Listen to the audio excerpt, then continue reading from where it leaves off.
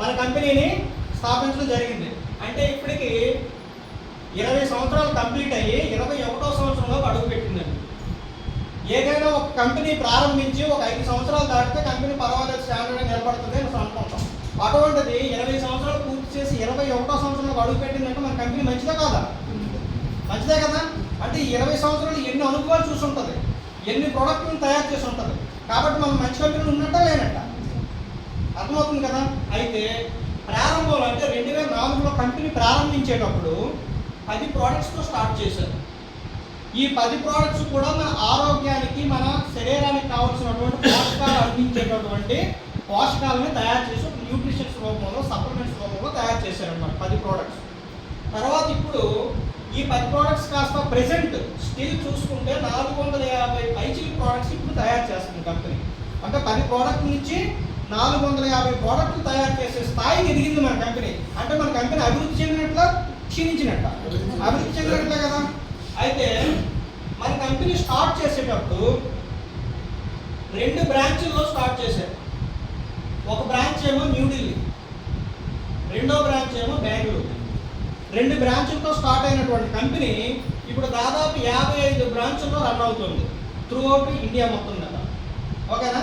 అయితే 55 బ్రాంచుల్లో మన 3 జిల్లాలకి చూసుకుంటే అక్కడిపాలెంలో మనకి మెయిన్ బ్రాంచ్ ఉంది. అలాంటి బ్రాంచులు 55 పైచీలకు ఉన్నాయన్నమాట. వీటితో పాటుగా మనకి ఇప్పుడు రాష్ట్రంలో ఈ స్టాక్ పాయింట్ డిఎల్సిపి ఎలా ఉంది? ఇలాంటి డిఎల్సిపిలు ప్రతి రాష్ట్రంలో కూడా ముఖ్య పట్టణాల్లో, కొన్ని పెద్ద టౌన్స్లో ఇలాంటి డిఎల్సిపిలు దాదాపు 5000 పైచీలకు ఉన్నాయి.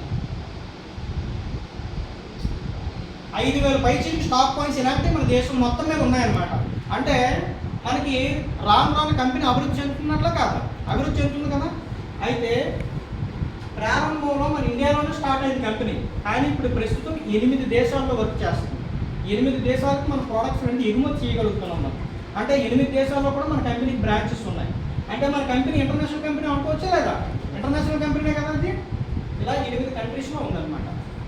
అలాగే ప్రారంభంలో మనకి 6 డిస్ట్రిబ్యూటర్స్ ఉండేవారు. 2004లో మన కంపెనీని స్టార్ట్ చేసేటప్పుడు కేవలం 6 డిస్ట్రిబ్యూటర్స్ ఉండేవారు. ఇప్పుడు దాదాపు 4 కోట్ల పైచీలకు ఉన్నారు డిస్ట్రిబ్యూటర్స్ త్రూ అవుట్ మన ఇండియా మొత్తం మీద. 4 కోట్ల మంది డిస్ట్రిబ్యూటర్స్. అర్థమైందండి. 2025 వచ్చేసరికి 2025 వచ్చేసరికి ఈ 8 కంట్రీలు కాస్త 25 కంట్రీస్కి వెళ్దామనేటటువంటి టార్గెట్తో మన కంపెనీ అనేది వర్క్ చేస్తుంది. అర్థమైందండి. సో ఈ విధంగా మన కంపెనీ యొక్క ప్రొఫైల్ అనమాట. అంటే మన కంపెనీ ఏంటి అనేది కాస్త తెలుసుకోవాలి, మన చరిత్ర కొంత తెలుసుకోవాలి. తెలుసుకుంటే ఓహో ఇది మంచి కంపెనీయే అని ఒక నమ్మకం అనేది మనకి క్రియేట్ అవుతుంది. నమ్మకం క్రియేట్ అవ్వకుండా మనం ఏ పని చేయలేము. అర్థమైందా కదా. సో దీంతో పాటుగా ఓవరాల్గా చూసుకుంటే మన ఇండియా మొత్తం మీద డైరెక్ట్ సెల్లింగ్ కంపెనీల్లో టాప్ 100 కంపెనీలు మనం లెక్క పెడితే అందులో మన వెస్టర్న్స్ కంపెనీ అనేది నెంబర్ 1 కంపెనీ అండి. ఒకసారి మన కంపెనీ క్లాస్ అంటే మన ఇండియా మొత్తం మీద ఇటువంటి కంపెనీ చాలా ఉన్నాయి. వాటితో కంపేర్ చేసుకుంటే బెస్ట్ కంపెనీల్లో మనం చూసుకుంటే నెంబర్ 1 కంపెనీ అనమాట. అదే మనకి ప్రపంచం మొత్తం చూసుకుంటే వరల్డ్ వైడ్గా చూసుకుంటే టాప్ 100లో మనది 36th ప్లేస్. అర్థమైందండి. 2030 వచ్చేసరికి అంటే మరొక రాబోయే 6 సంవత్సరాల కాలంలో ఈ 36th ప్లేస్ అనేది మన కంపెనీ టాప్ 10లోకి రావాలనేది మన కంపెనీ యొక్క టార్గెట్. అంటే రోజులు గడుస్తున్న కొద్దీ కంపెనీ ఎంత అప్డేట్ కావాలనేది ఆలోచిస్తుందో గమనించుకోవాలి. అంటే కంపెనీ రోజు గడుస్తున్న కొద్దీ నెంబర్ 1 పొజిషన్కి వెళ్ళాలనే ప్రయత్నమే చేస్తుంది తప్ప ఎక్కడా కూడా 20 సంవత్సరాలు చేసాం కదా ఇక్కడ కూర్చోవచ్చు అనేటటువంటి విశ్రాంతి తీసుకునే పరిస్థితి లేదు.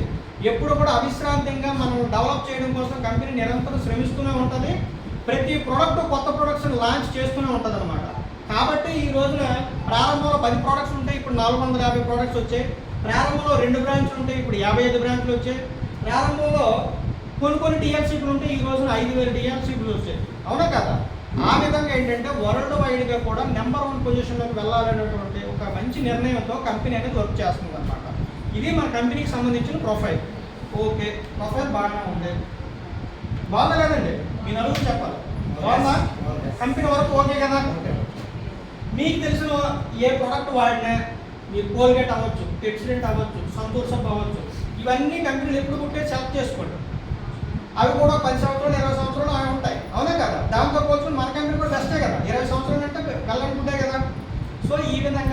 కంపెనీ అనేది మంచిదనేది తెలిసింది ప్రొఫైల్ ద్వారా. అయితే మన కంపెనీలో ఉండే ప్రోడక్ట్స్ 450 ప్రోడక్ట్స్ అని చెప్పుకున్నాం. ఈ 450 ప్రోడక్ట్స్లో ఏమేమి ఉంటాయి అసలు అంటే ఏంటంటే, ఇందులో 450 ప్రోడక్ట్స్లో మనకి హెల్త్ కేర్ ఉంటుంది. హెల్త్ కేర్ అంటే ఏంటో చెప్పుకున్నాం మనం. మన కంపెనీ ప్రారంభంలో ఏ ఉద్దేశంతో ప్రారంభించారు? న్యూట్రిషన్స్, పోషకాలు అందించాలనే ఉద్దేశంతోనే కంపెనీని స్టార్ట్ చేయడం జరిగింది. కాబట్టి మనకి ప్రధానంగా మన కంపెనీలో ఎక్కువగా ఉండేవి బెస్ట్ ప్రోడక్ట్స్ ఏంటంటే న్యూట్రిషన్స్, ఫుడ్ సప్లిమెంట్స్ అనమాట. న్యూట్రిషన్స్ అంటారు వాటిని. సో ఈ ఫుడ్ సప్లిమెంట్స్ అంటే హెల్త్ సప్లిమెంట్స్ మనకి ఒక కేటగిరీగా ఉంటాయి ఈ 450 రకాల ప్రోడక్ట్స్. First category. రెండోది ఏంటంటే హోమ్ కేర్, అంటే మనం నిత్యం పొద్దున్న లేచి చేసుకునేటటువంటి పేస్ట్ నుంచి వంట నూనె వరకు ప్రతీది ఉంటుంది. ఒక్క పప్పులు ఉప్పులు తప్ప, గ్రాసరీ తప్ప రిమైనింగ్ హోమ్ కేర్ ప్రోడక్ట్స్ అన్నీ మనం నిత్యం ఏవైతే వాడతామో ఆ ప్రోడక్ట్స్ అన్నీ కూడా మన కంపెనీలో దొరుకుతాయి. అది రెండోది హోమ్ కేర్ ప్రోడక్ట్స్. అలాగే బ్యూటీ కేర్ ప్రోడక్ట్స్. ఈ రోజున ప్రతి ఒక్కరికి కూడా బ్యూటీ కేర్ అంటే మనకి ఇప్పుడు ఫెయిర్ అండ్ లవ్ కావచ్చు, రకరకాల ఫేస్ క్రీమ్స్ కావచ్చు, ఇవన్నీ కూడా అవసరమా కాదా? ఎవరో ఉన్న వాళ్ళు ప్రతి ఒక్కరు కూడా వాడాలి. ఎందుకంటే మనం బయటికి వెళ్తాం కాబట్టి ప్రతి ఒక్కరికి కూడా అందంగా కనిపించాలని కోరిక ఉంటుంది. కాబట్టి దాన్ని మనం తీర్చుకోవాలి, తప్పదు. కాబట్టి ఏంటంటే అటువంటి ప్రోడక్ట్స్ కూడా మనకి కంపెనీ తయారు చేస్తుంది అన్నమాట. బ్యూటీ కేర్ ప్రోడక్ట్స్ ఉంటాయి, అలాగే కాస్మోటిక్స్ ఉంటాయి, అలాగే మనకి స్కిన్ కేర్ ప్రోడక్ట్స్ ఉంటాయి. ఇవన్నీ కలిపి బ్యూటీ కేర్లో వస్తాయి అనమాట. ఇలా మనకి బ్యూటీ కేర్ ప్రోడక్ట్స్ ఉంటాయి. ఇక్కడికి ఎన్ని కేటగిరీస్ అయ్యాయంటే 3 కేటగిరీస్ అయ్యాయి. అలాగే అగ్రికల్చరల్ ప్రోడక్ట్స్, అంటే మన వ్యవసాయానికి సంబంధించినటువంటి ఎరువులు ఉంటాయి మన దగ్గర అనమాట. అయితే బయట ఎరువులు లేవా? యూరియా, పొటాష్, డిఏపి ఇవన్నీ ఉన్నాయా లేదా? అవన్నీ కూడా కెమికల్. మన కంపెనీ తయారు చేసిన ఏంటంటే ఆర్గానిక్ ఎరువులు అనమాట, అంటే సేంద్రియ ఎరువు. పూర్వకాలంలో మన తాతల ముత్తాతలు గత్తం వేసి శాశ్వతంగా ఎలాగైతే పండించేవారో అదే గత్తానికి సంబంధించినటువంటి సేంద్రియ పద్ధతిలో మన ఎరువులు కూడా సేంద్రియ పద్ధతిలో తయారైనటువంటి ఎరువులు అనమాట. ఈ ఎరువులు వాడడం వల్ల కూడా పూర్వకాలంలో మన తాతల ముత్తాతలు పండించినప్పుడు ఎంత నేల సారవంతంగా ఉండేదో అంతే సారవంతంగా మళ్ళీ మన నేల తయారవుతుంది అనమాట మన వెస్టేజ్ ప్రోడక్ట్స్ వాడుకోవడం వల్ల. ఇలాగా మనకి అగ్రికల్చర్ ప్రోడక్ట్స్ ఉంటాయి. అలాగే మన దగ్గర వాటర్ ప్యూరిఫైర్. ఇప్పుడు మన చిన్నప్పుడు ఎక్కడ బోరింగ్ పడితే అక్కడ బోరింగ్ నీళ్ళు తాగేసాం. ఇప్పుడు తాగలమా? ధైర్యంగా తాగలేము. ఎందుకంటే మొత్తం నేలంతా కలుషితం అయిపోయింది, కాలుష్యం పెరిగిపోయింది, పొల్యూట్ అయిపోతుంది. లోపల అండర్ గ్రౌండ్ వాటర్ కూడా పాడైపోతుంది, భూగర్భ జలాలు కూడా పాడైపోతుంది. కాబట్టి ఎక్కడ పడితే అక్కడ నీళ్ళు తాగలేని పరిస్థితికి వచ్చేసాం మనం, అవునా కదా?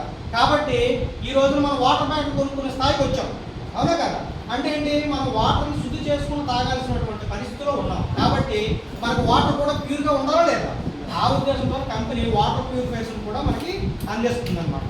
దీంతో పాటుగా ఎయిర్ ప్యూరిఫైర్స్, అంటే మనకి చిన్న టౌన్లోను పల్లెటూరులోను ఆ గాలి యొక్క ఇబ్బంది మనకు తెలియదు. అదే మనం బెంగళూరులో కానీ హైదరాబాద్లో కానీ సిటీలో ఉన్నాం అనుకోండి, ఎయిర్ పొల్యూషన్ యొక్క బాధ మనకు తెలుస్తుంది.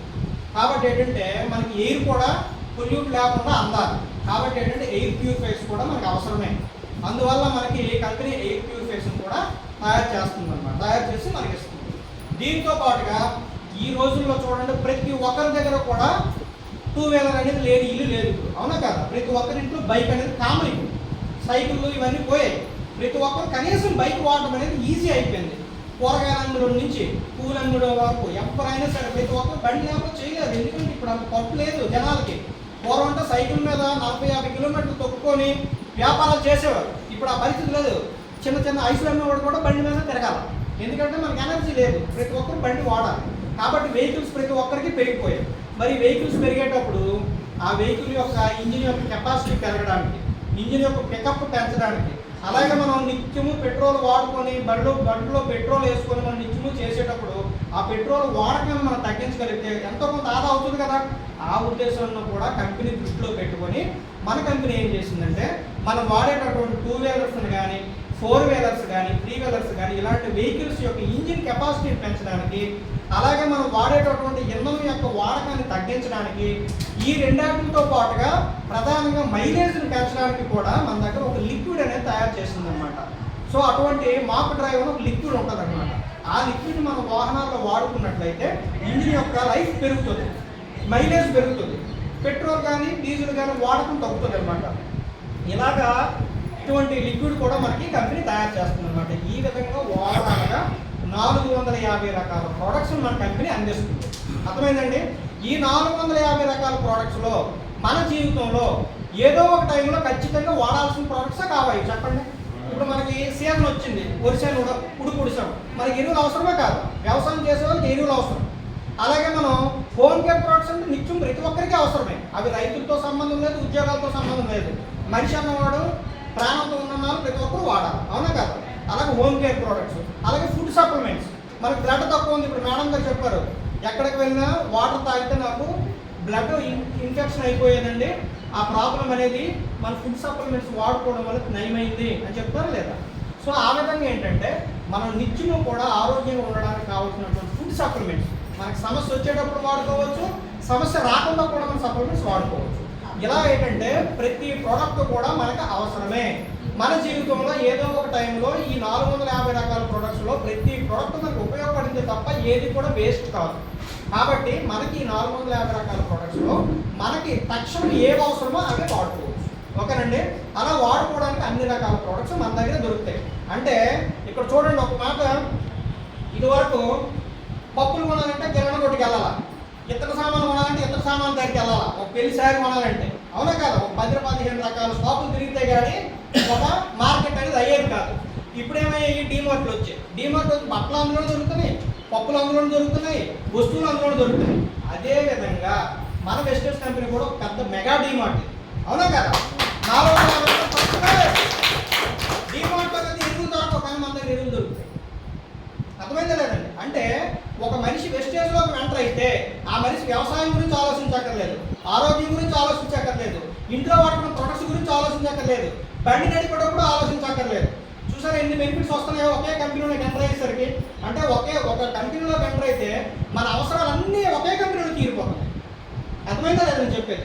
ఇవన్నీ కూడా క్వాలిటీ ప్రోడక్ట్స్. మళ్ళీ మనం ఇవన్నీ కూడా వాడాలి అంటే రకరకాల షాపులకు వెళ్ళాలి, రకరకాల దగ్గర తిరగాలి. ఎక్కడ తిరగక్కర్లేదు, ఒకే కంపెనీలో ఉంటే మనకు అన్ని అవసరాలు కూడా ఒకే దగ్గర తీరిపోతాయి అన్నమాట. అర్థమైందండి?